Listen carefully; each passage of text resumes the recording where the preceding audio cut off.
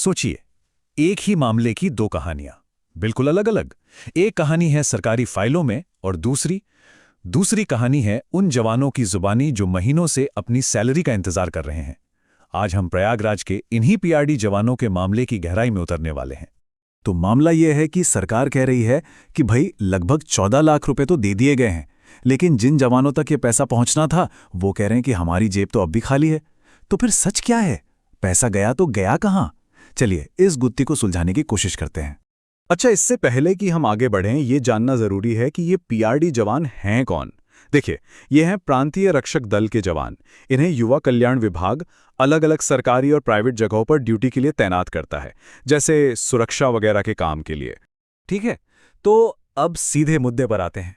सबसे पहले देखते हैं कि कागज क्या कहते हैं, मतलब कहानी का जो सरकारी पक्ष है वो क्या है। ये जो स्क्रीन पर दिख रहा है यही है हमारा पहला सुराग। ये सरकार का पक्ष है, प्रयागराज के जिला युवा कल्याण अधिकारी का एक ऑफिशियल लेटर। तारीख देखिए 14 नवंबर 2025, और ये लेटर पीआरडी जवानों के पेमेंट के बारे में ही है। 13,87,000 रुपए। सोचिए, रकम छोटी नहीं है। और ऑफिशियल रिकॉर्ड के हिसाब से ये पैसा अलग अलग संस्थानों में तैनात जवानों की सैलरी के लिए भेजा गया था। अब जरा इस पर नजर डालिए। यहां पूरी लिस्ट है कि पैसा कहां कहां जाना था। दूरदर्शन है, नगर निगम है, लेकिन एक नाम पर खास ध्यान दीजिए, विद्युत वितरण मंडल द्वितीय।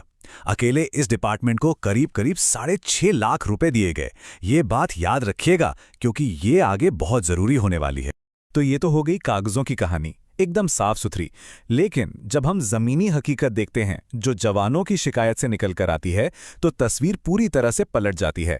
अच्छा, इस पूरी प्रॉब्लम की जड़ को समझने के लिए ना हमें दो तरह की ड्यूटी के बीच का फर्क समझना होगा। इसको ऐसे समझिए, एक होती है एडमिनिस्ट्रेटिव ड्यूटी, मतलब सरकारी दफ्तर वाली। इसमें सैलरी सीधे सरकारी बजट से आती है तो टाइम पर मिल जाती है। दूसरी होती है प्राइवेट ड्यूटी, जैसे किसी बैंक में। यहां पर वो बैंक पहले सरकार को पैसा देता है, फिर सरकार जवान को सैलरी देती है, और सारा पेच यहीं फंसता है। यहीं होती है देरी और गड़बड़ी। शिकायत में तो देखिए सीधा सीधा इल्जाम लगाया गया है। साफ लिखा है कि प्राइवेट ड्यूटी का पेमेंट अटका हुआ है और युवा कल्याण विभाग कुछ भी नहीं कर रहा है। ये एक बहुत ही सीरियस इल्जाम है।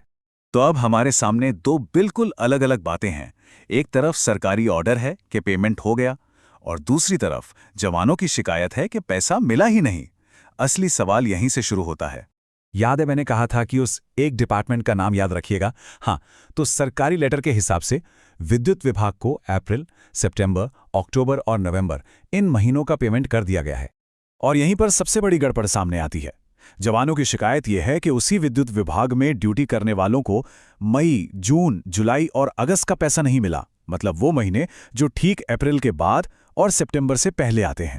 तो सवाल बड़ा सीधा है, अगर बाद के महीनों यानी सितंबर, अक्टूबर, नवंबर का पेमेंट हो गया, तो बीच के वो 4 महीने मई, जून, जुलाई और अगस्त, उनका पैसा कहाँ है? ये सवाल सीधा सीधा सिस्टम पर एक बहुत बड़ा निशान छोड़ता है। लेकिन ये शिकायत सिर्फ सैलरी में देरी की नहीं है। ये तो एक बहुत बड़ी, मतलब सिस्टम में बहुत गहराई तक बैठी हुई प्रॉब्लम की तरफ इशारा कर रही है। और जो इल्जाम लगाए गए हैं ना, वो सच में चौंकाने वाले हैं। बात सिर्फ सैलरी की नहीं है। कहा जा रहा है कि अधिकारी 10-10 साल से एक ही कुर्सी पर जमे हुए हैं। ट्रांसफर पॉलिसी को कोई मानता ही नहीं। हालत यह है कि मुख्यमंत्री ऑफिस से आए ऑर्डर तक को नजरअंदाज किया जा रहा है। और इन सब के बीच पिस कौन रहा है? जवान। इन सब कागजी खेल और ब्यूरोक्रेटिक दाव पेच के बीच हमें यह नहीं भूलना चाहिए कि इस पूरी कहानी के सेंटर में इंसान है। वो जवान, उनके परिवार, जिनका घर इसी सैलरी से चलता है। और यहीं पर यह कहानी एक बहुत ही दुखद और भयानक मोड़ लेती है। शिकायत में साफ साफ लिखा है कि इस परेशानी और शोषण की वजह से जवान आत्महत्या जैसे कदम उठा रहे हैं। अब यह मामला सिर्फ पैसों का नहीं रहा, ये जिंदगी और मौत का सवाल बन चुका है।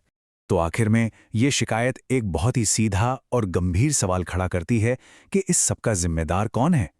ये एक ऐसा सवाल है जो सिर्फ जवाब नहीं बल्कि जवाबदेही मांगता है, और इस पर सोचना हम सबके लिए जरूरी है।